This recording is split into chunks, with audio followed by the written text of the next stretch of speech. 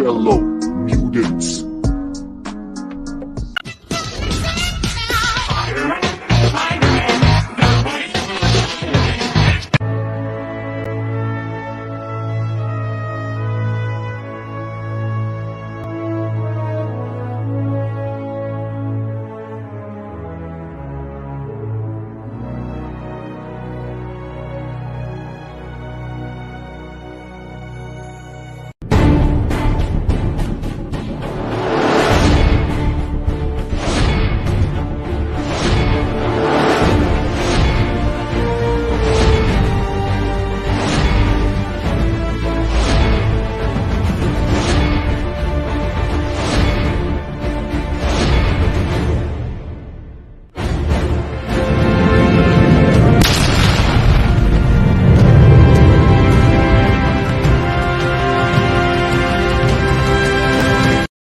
Hello, fellow mutants. Welcome back to another video. And I saw this article that was too good for me to pass up on making a video for this channel, as well as my Kingdom Hearts channel. And yes, it's Kingdom Hearts because I'm a huge Kingdom Hearts dork. And I saw this interesting title. It says Kingdom Hearts is too hard to get into. Trying to break into Kingdom Hearts is a nightmare.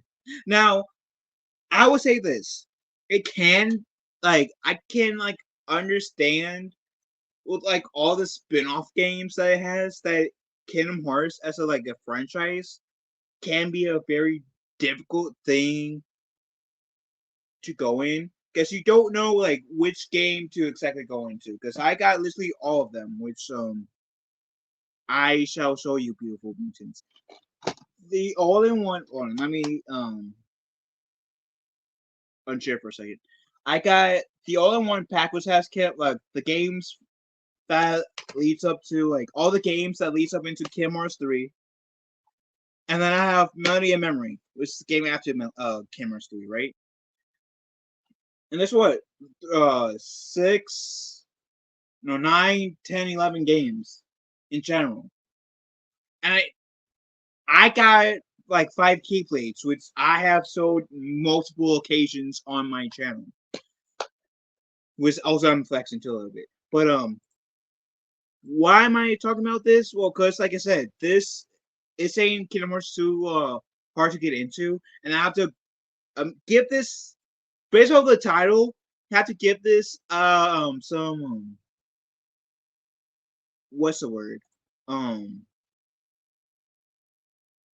have to give this one a little some credit, because there's a lot of games, 11 games in Kingdom Hearts, and it's not so much there being 11 games, just the timeline is so goofy and unnecessarily complicated that yes, I can kind of see how for newcomers it will be kind of difficult to get into, but for me, someone like me, it's definitely worth getting into. I've been playing Kingdom Hearts 1 since, been playing the Kingdom Hearts series since the first Kingdom Hearts game back in 2002, and it's 2024 right now, so that should tell you something. So that's and I also have 5 keyplates IRL, so that should definitely tell you something. Anyways, let's get into the article, shall we?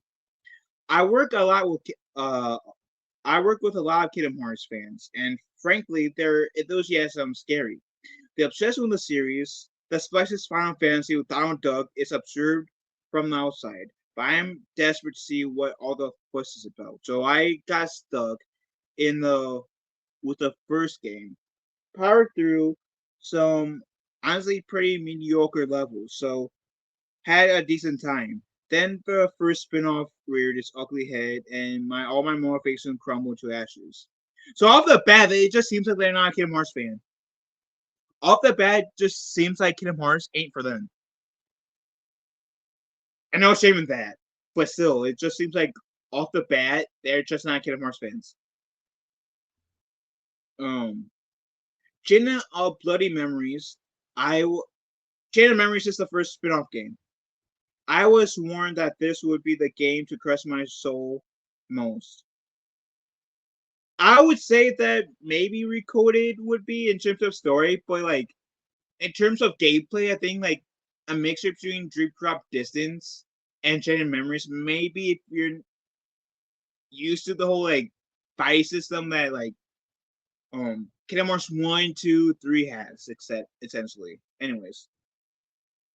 I was warned this would press my soul most, but this absurdly repetitive follow up with a strange hybrid of card and action combat is integral to the story as the main line games. I feel like the only game that like isn't like really important for you to like follow is Recoded. Recoded I feel like is filler, in my opinion. Anyways, it's it introduces key players and puts in motion events that will be paramount in Kingdom Hearts 2, but every world is the same string of blocky rooms that you complete in the same order as you get snippets of uninteresting cutscenes that reread the same Kingdom Hearts Disney movies in the Kingdom Hearts in the first game already bled dry. Okay, so yes, I'll give you that. They do bring back the Disney roles in Kingdom Hearts Chain of Memories that we saw from Kingdom Hearts 1. And that's because part of the premise of Chain of Memories, for those of you who never played Chain of Memories, it was first on the Game Boy, now it was really released on the PlayStation 2. And then now you can play it pretty much any console that has Kingdom Hearts. Switch, PlayStation, Xbox, whatever. But part of the premise for Kingdom Hearts 2, Kingdom Hearts Chain of Memories, is Sora gets lured by the Organization 13 to this castle called Castle Oblivion. Marluxia, being the leader of this band of the band who's of the Organization 13 that's tasked to like guard Castle Oblivion, right? He takes he sample like pretty much samples Sora's memory, plays tricks with Sora's memory, and makes Sora forget with the help of Naminé, was Naminé is a prisoner. With the help of Naminé, she kind of starts to alter Sora's memory a little bit. Um, Sora forgets some stuff, some memory. Sora forgets some. Pretty much the events of Kingdom Hearts 1 essentially, slowly but surely. So that's why we go to like Traverse Town, Wonderland, Olympic Coliseum. Pretty much every world we went to in Kingdom Hearts 1, with the exception of Deep Jungle, because Sora's trying to regain his memory. And by the end of the Kingdom Hearts Shared Memories, Naminé tells Sora, Donald Duck, and Goofy, go in these sleeping pods. I will undo the mess that I created, even though the Organization 13 made me do it, but I take full responsibility for it. So it essentially takes a year for that to happen, which leads into Kingdom Hearts 2. Which essentially I did play Kingdom Hearts 1 first, and then Kingdom Hearts 2. That's my second game. Chain of Memories I didn't play until like the remaster first it came out on PlayStation. And so like immediately like there were some mystery like I didn't understand why Sora fully was in those capsules really. But in Kingdom Hearts 2, they do it like at least at first anyways. And then I had to remember, oh yeah, Naminé did explain this in Kingdom Hearts 2. So like I read this article and I'll get to that point I was gonna make after I'm done. Reading this bit. And it says it probably doesn't help that I'm not a big Disney fan, and that's part of the thing to this Kingdom Hearts. Part of the enjoyment of Kingdom Hearts is you have to be a Disney fan, whether it's older Disney because it does have some classic Disney worlds in there, or current Disney. You have to be a Disney fan at some level, whether it's the old school Disney or new school Disney. You have to be a Disney fan at some sort of level. Anyways, I put it down after a few hours, frustrated to no end, but awkward gimmick boss fights and deck builder loop. That incredibly ill-fitting with the fast-paced action, but Chain of Memories is not all one-off. Kingdom Hearts is everything I feared about Final Fantasy as a kid. Seeing the high number of box, whether it's 7 or 13, put me off completely. I always figured you had to play all of them to keep up with the story. Luckily, Final Fantasy is an anthology.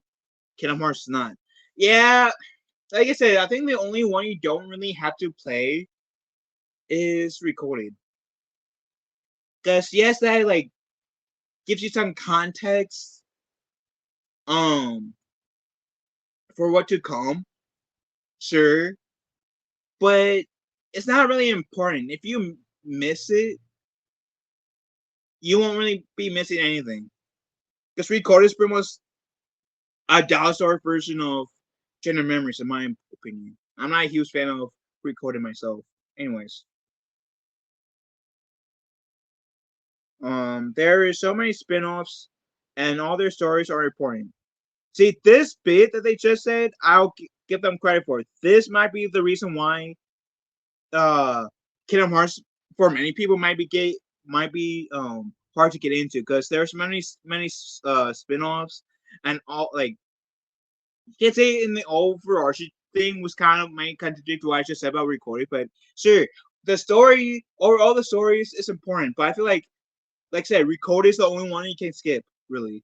It doesn't make it doesn't matter much. Anyways, I'm in too deep now to put it all aside for so fine, sure, spin off away. I put it up 358 over 2 days, and after sitting there for an hour watching bland cutscenes, so incredibly frustrating. I looked up when the gameplay was meant to start. It doesn't. There is none. If okay, that might be a them issue because I don't know if they like downloaded each game because like if they just downloaded each game on like from like the Xbox store, PlayStation store, or Nintendo store, then fine, I can give them a little bit of credit here.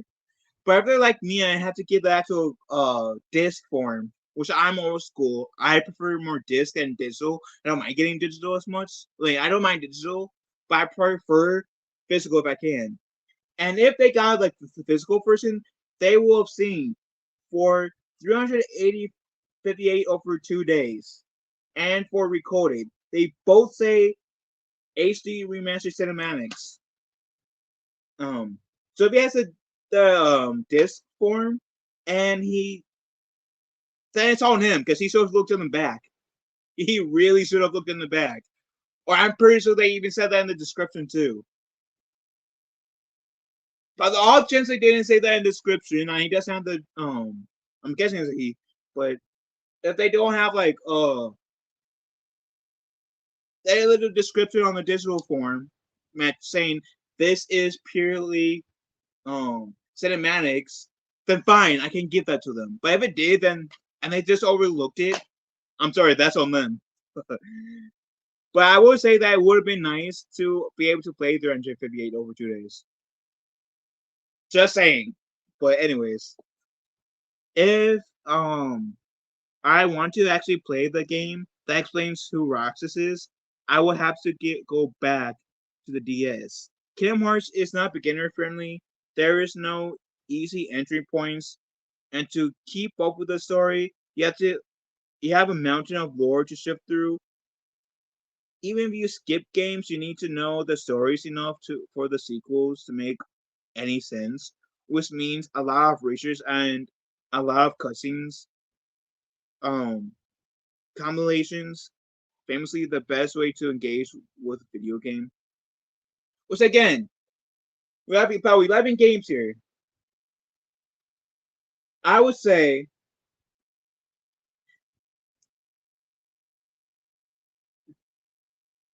yeah, like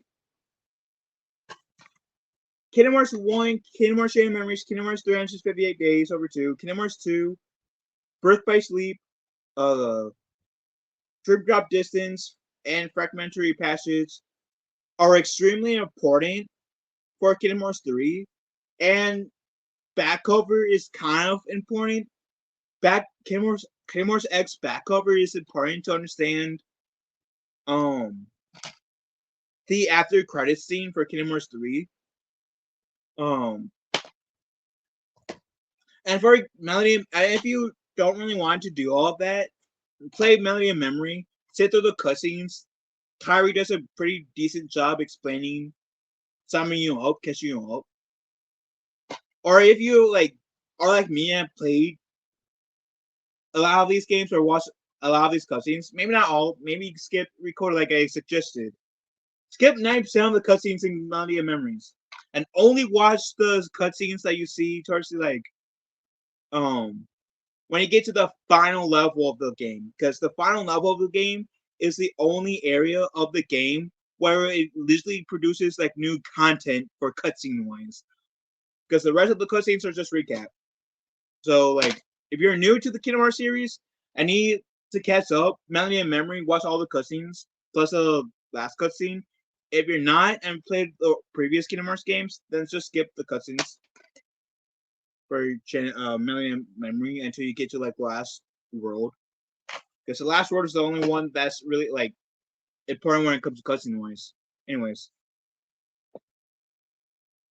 I didn't anticipate that I would have homework, wicked sourcing, and hours of footage to watch just to play the second game. Yet every Kingdom Hearts fan I have ever met has urged people to get into the series, sugarcoating the bleak reality that it is a wave of unending monotony before it finally gets going. I no doubt the second game will be at least be okay to good. A fun pastime for the holidays, but I've spent the past 2 weeks dragging myself through spin-offs I hate and reading up on lore that I don't care about. Again, that seems like their issue because they're not into Kingdom Hearts. As real as them sound, that make me sound, this really sounds like their issue. Like, with respect to them, stop playing Kingdom Hearts if you generally don't care about Kingdom Hearts. Like, if Kingdom Hearts 1 and essentially Kingdom Hearts 2 doesn't, like, sure, play Kingdom Hearts 2. Play Kingdom Hearts 1, Chain of Memories, and 2. And if Kingdom Hearts 2 doesn't get you hooked into the Kingdom Hearts series, then stop. Just stop playing Kingdom Hearts. Stop trying to test it. Because if you Kingdom Hearts 2, which is my opinion the best Kingdom Hearts game, doesn't get you hooked into the Kingdom Hearts franchise, then there's no need to get it into try out any other Kingdom Hearts games. In my humble opinion, anyways.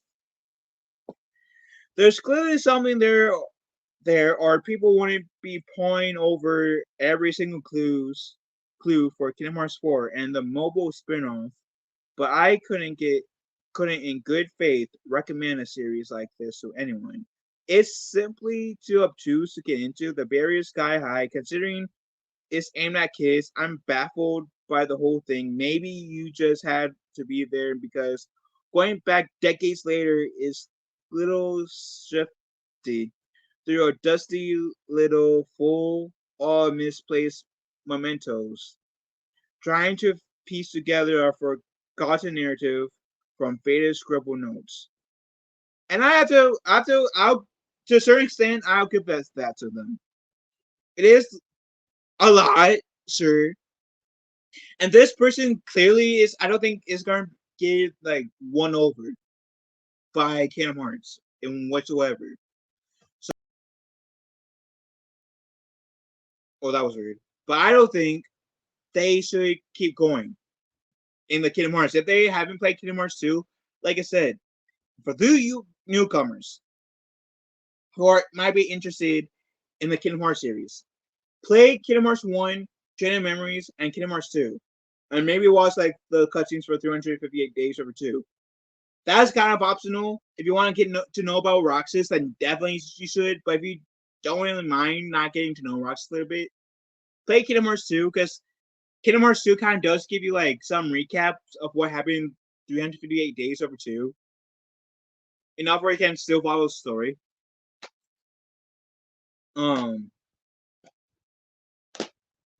And if you're not into Kingdom Hearts after Kingdom Hearts 2, then I think Kingdom Hearts 2 will be a nice place to like stop at. But if you're like, oh my god, I really love this, like keep going. Well, all the way to like Melody and Memory. At Melody and Memory, you can skip the most of the cutscenes up to you get to the final world because 90 found the cutscenes in here. Um, Recap, anyways. But I I'm personally a fan of Kingdom Hearts, and I might be proving this guy's case about maybe you just have to be there. What did he say? But I couldn't get it. About maybe you just have to be there because going, and I was there since the beginning essentially. Since my brother had gotten the Kingdom Hearts games, the first and second Kingdom Hearts game on the PlayStation 2, and I bought Kingdom Hearts Shared Memories because on the PlayStation 2 because I'm that big of a Kingdom Hearts fan. Clearly, since I got all 11 games, but like I said, if you're not a huge Kingdom like part of Kingdom Hearts is you have to be a Disney fan. Whether you're a Disney fan of like the current Disney or like older Disney, like the whatever, like nowadays Disney or like I want to say like early 2000s and before that Disney. You have to be some level Disney fan to any like to really appreciate this. Um, and a bit of a Final Fantasy fan too, because they do sprinkle some Final Fantasy elements into. Um, and like I said, 11 games. I know it's a lot to keep track, but if you love it as much as I do, then it's. I feel like it's, in my humble opinion, kind of worth to get through, worth to like do the research if you're confused about any part. To like if you're not gonna play said game, at least watching the cutscenes as well, because I I don't know. It's all up to the person, I guess. But do I think Kingdom Hearts is too hard to get into? Maybe for some people. Maybe for some people. But like I said, for those of you guys who love Kingdom Hearts or who love Disney, current or older Disney, I think starting with Kingdom Hearts 1 and seeing where your head's at after beating Kingdom Hearts 2 is totally worth it. And clearly, like I said, it was obvious that this guy wasn't a Kingdom Hearts fan based off of like the first paragraph. But I love Kingdom Hearts. I enjoy it. Like I don't like recorded story, and I hate dripped up distance gameplay in terms of having to like force you to like switch from Sora and Riku. Um, and I will say like for Kingdom Hearts 3, once you like get past the Disney worlds and when you actually start, spoiler alert, rescue the Birth by Sleep heroes, that's when the story actually get like really picks up for Kingdom Hearts 3. But that's just me. That's just me. But I do love like you get to like go through like different Disney worlds, helping said world with this problem, kind of like teaming up with your some of your childhood heroes per se, and as like ragey as Kingdom Hearts may be, just being able to like beat um the game is so worth it and so satisfying in my humble opinion. But with that said, do you guys agree with anything I said in this video? Let me know in the comment section down below. Love you guys. Have a wonderful day. Be kind to one another. I will talk to you fellow mutants later. Later, taters.